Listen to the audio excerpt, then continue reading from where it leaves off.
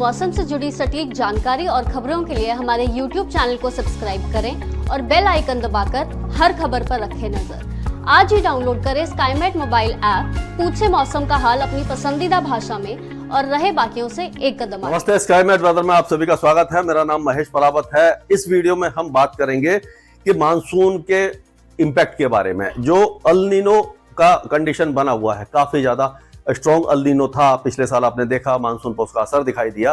अब वो किस तरह से बदलेगा, न्यूट्रल में जाएगा, लानीना बनेगा, या किस तरह इसका चेंजेस होने वाले हैं, इंडियन ओशन डायपोल कैसा है, मेडन जूलियन ऑसिलेशन का क्या असर होने वाला है, इसके बारे में हम बात करेंगे इस वीडियो में। तो ये अभी तक हमने देखा कि ये सुपर अल नीनो की कैटेगरी में आ गया है। यानी सुपर अल नीनो उसको कहते हैं जब 2 डिग्री या उससे ज्यादा सी सरफेस टेम्परेचर बढ़ जाते हैं। यानी कि जब ईस्टर्न जो आप देख सकते हैं, ये आप देखिए, ये इंडियन ओशन डायपोल जो होता है उसको अगर हम बात करें तो इंडियन ओशन डायपोल जो होता है कि पश्चिमी जो हिंद महासागर है वहां पर ये है, और ये है पूर्वी हिंद महासागर का जो इलाका है। अगर पश्चिमी हिंद महासागर में सी सरफेस टेम्परेचर ज्यादा गर्म हो जाते हैं तो उसको positive IOD Indian ocean dipole कहते हैं। क्योंकि जो साउथ वेस्ट मानसून है, आपको मालूम है कि वो इसी तरह से जो हवाएं हैं वो इस तरह से आती हैं, यानी कि इधर से घूमती हैं, इक्वेटर को क्रॉस करती हैं और ये साउथ वेस्टर्ली विंड आती है। अगर यहाँ पर तापमान ज्यादा है तो क्या होगा कि ये या बादल ज्यादा बनेंगे, क्योंकि गर्मी होगी, बादल ज्यादा बनेंगे, और यहाँ से ये जब मानसून की हवाएं आएंगी तो बारिश काफी ज्यादा अच्छी होगी। यानी कि positive Indian ocean dipole Bharat के मानसून के लिए अच्छा होता है। लेकिन अगर नेगेटिव है तो यहाँ पर नेगेटिव होगा और यहाँ पर सी सरफेस टेम्परेचर बढ़ जाएंगे, और हवाएं आपको मालूम है इस तरह से आती हैं, तो यहाँ बादल नहीं बनेंगे, ठंडा होगा और यहाँ से ये मानसून को हेल्प नहीं करेगा। लेकिन इस जगह पर क्योंकि ये यहाँ पर जो पश्चिमी हिंद महासागर है, यहाँ पर तापमान ज्यादा होंगे तो यहाँ बारिश ज्यादा होगी। इंडोनेशिया वगैरह ये जो इलाके हैं ये उस समय ज्यादा बारिश देखते हैं। तो ये इंडियन ओशन डायपोल का असर है। और जो ये भूमध्य रेखीय प्रशांत महासागर आप देख सकते हैं, ये जो है यहाँ पर इसको 4 रीजन में डिवाइड किया गया है। ये नीनो 1 और 2 है जो बिल्कुल साउथ अमेरिका के पास है। ये नीनो है 3, यहां से लेकर के यहां तक नीनो 3 है। ये जो 3.4 है ये बीच में, यही मेन एक तरह से बेंचमार्क है। यहां पर जो सी सरफेस टेम्परेचर बढ़ते हैं या घटते हैं उसी से हम ला नीना, न्यूट्रल कंडीशन और अल नीनो को डिमार्क करते हैं। तो यहां पर जो एवरेज टेम्परेचर होना चाहिए उससे अगर 0.5 डिग्री ज्यादा हो जाता है लगातार, जो ओवरलैपिंग 3 मंथ का जो पीरियड है उस समय, तो क्या होता है कि उसको अल नीनो कह दिया जाता है, अल नीनो डिक्लेयर कर दिया जाता है। अगर 0.5 डिग्री या उससे नीचे जब हो जाता है, 0.5 डिग्री से नीचे हो जाता है तो उसको ला नीना कहते हैं। क्योंकि अगर पूर्वी प्रशांत महासागर में समुद्री सतह के तापमान बढ़ते हैं तो क्या होगा कि यहाँ पर तो बारिश ज्यादा होगी, दक्षिण अमेरिका, पेरू वगैरह में बहुत अच्छी बारिश होती है। लेकिन जो पश्चिमी प्रशांत महासागर है वहां पर जो समुद्री सतह के तापमान घटने लग जाते हैं और यहाँ बादल कम बनते हैं, इससे हमारा मानसून कमजोर हो जाता है। तो अल नीनो में हमेशा मानसून कमजोर रहता है और ला नीना में उसका उल्टा होता है कि पश्चिमी प्रशांत महासागर में समुद्री सतह के तापमान बढ़ते हैं और बादल ज्यादा बनते हैं और बारिश अच्छी होती है।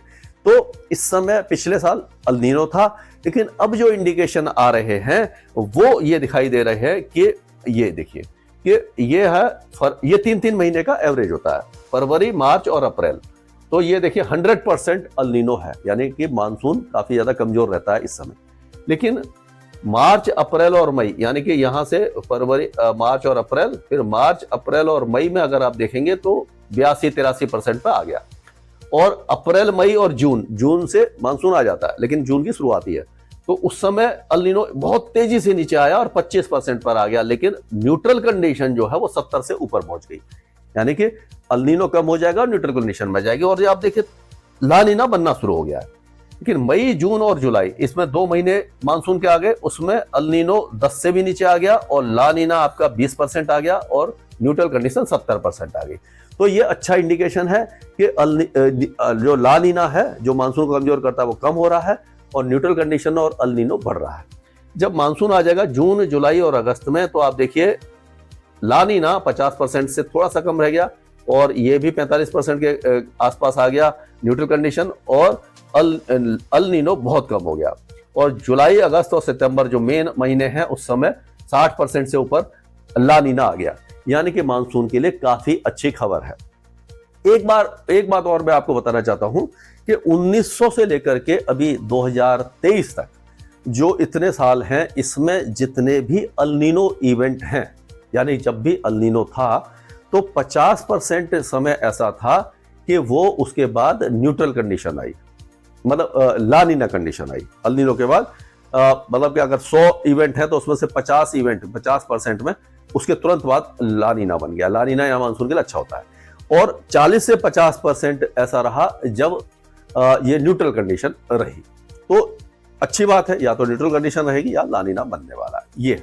और एक और बात है कि 1950 से लेकर के अभी तक सुपर अल नीनो इवेंट जितने हुए हैं, अभी तक सुपर अल नीनो इवेंट 6 हुए हैं। ये तो अभी चल ही रहा है, इससे पहले 6 हुए हैं।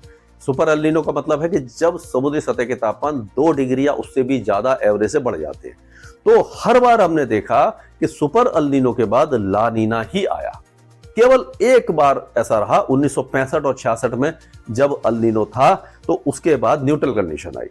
तो आप ये अंदाजा लगा सकते हैं कि कम से कम 80% चांस है कि अल नीनो के बाद ला नीना आएगा, और वही हमारे मानसून के लिए काफी अच्छी खबर है। अगर ला नीना आ जाता है तो मानसून काफी अच्छा होगा। अभी हमने जनवरी में जो फोरकास्ट किया था वो हमने नॉर्मल कंडीशन बताई थी। नॉर्मल कंडीशन का मतलब है कि जितना भी मानसून की बारिश होती है 1 जून से लेकर के 30 सितंबर के बीच में, उसको लॉन्ग पीरियड एवरेज कहा जाता है।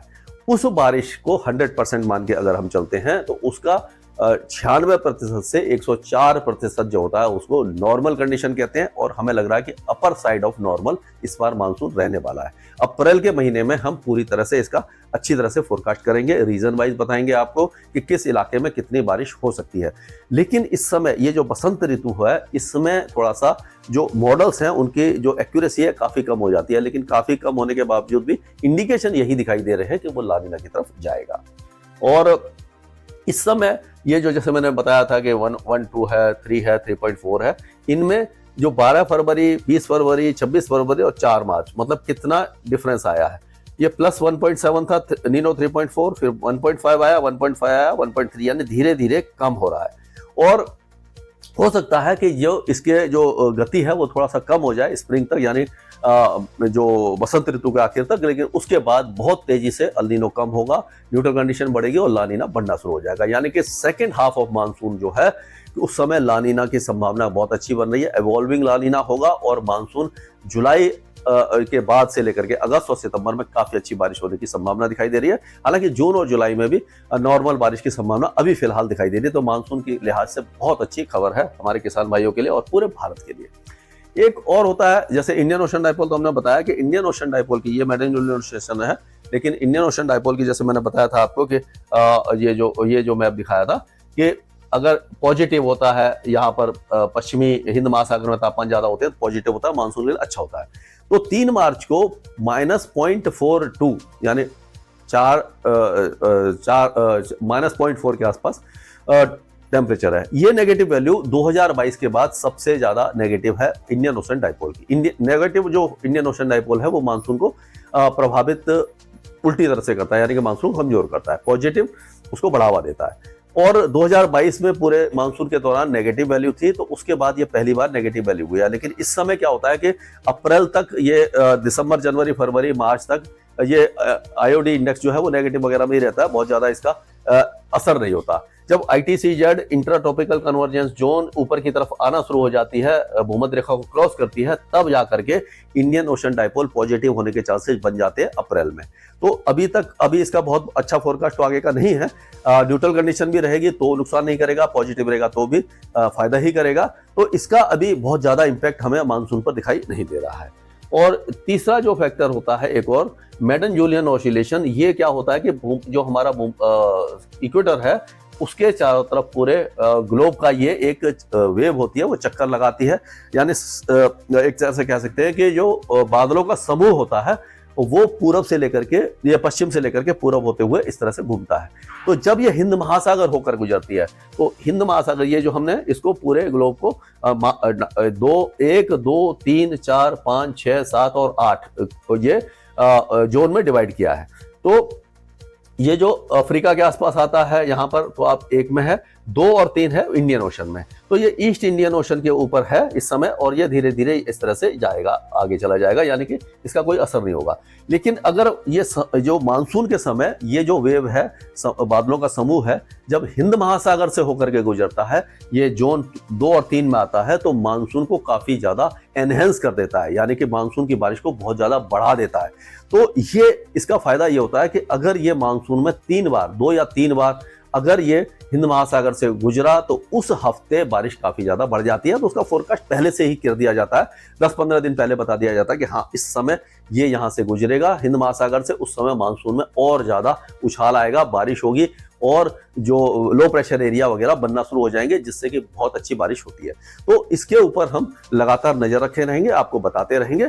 और अभी फिलहाल हम ये कह सकते हैं कि मानसून की तरफ से अच्छी खबर ही है, मायूसी की बात नहीं है, और जो पूरा फोरकास्ट है अप्रैल में हम आपको दे देंगे।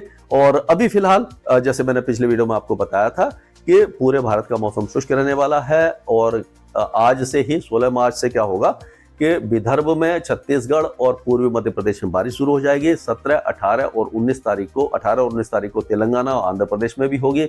अब विदर्भ, छत्तीसगढ़, पूर्वी मध्य प्रदेश के साथ साथ झारखंड, गंगे पश्चिम बंगाल, इन सारे इलाकों में अच्छी बारिश होगी 17, 18, 19 तारीख को। और जो दक्षिणी बिहार है, दक्षिण पूर्वी उत्तर प्रदेश है, वहां पे भी 18, 19 तारीख को बारिश होने की संभावना दिखाई दे रही है। बाकी इलाके सूखे रहेंगे। 18 तारीख को एक वेस्टर्न डिस्टर्बेंस पहाड़ों पर पहुंचेगा, जो कमजोर होगा, हल्की फुल्की रेन और स्नोफॉल देगा पहाड़ों पर। 20 से 22 के मार्च के बीच में एक और वेस्टर्न डिस्टर्बेंस आएगा, जो पहाड़ों पर अच्छा स्नोफॉल देगा। लेकिन उत्तर भारत अभी फिलहाल बारिश नहीं देखेंगे, और उत्तर पश्चिमी भारत में भी बारिश नहीं होगी। स्काईमेट वेदर में अभी के लिए इतना ही। मौसम से जुड़ी सटीक जानकारी और खबरों के लिए हमारे YouTube चैनल को सब्सक्राइब करें और बेल आइकन दबाकर हर खबर पर रखें नजर। आज ही डाउनलोड करें स्काईमेट मोबाइल ऐप, पूछे मौसम का हाल अपनी पसंदीदा भाषा में और रहे बाकियों से एक कदम आगे।